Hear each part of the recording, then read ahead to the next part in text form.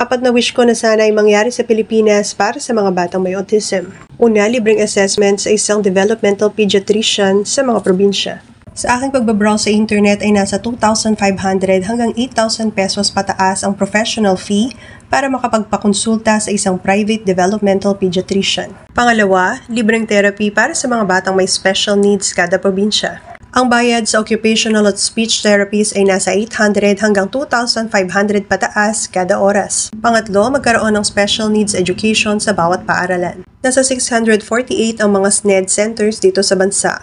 Ang tuition fee naman para sa private SNED ay nasa 25,000 hanggang 150,000 pataas kada school year. Pang-apat, magkaroon ng inclusive education sa bawat paaralan. Sadly, hindi lahat ng paaralan ay handa na i-cater ang mga batang may special needs. Hindi ko sinisisi ang mga schools na tumatangging tanggapin ang mga batang may special needs dahil baka nga mas mapasama sa halip na mapabuti kung ilalagay natin ang ating mga anak sa kanilang pangangalaga dahil kulang o wala silang training kung paano i-handle ang pangangailangan ng mga batang may special needs.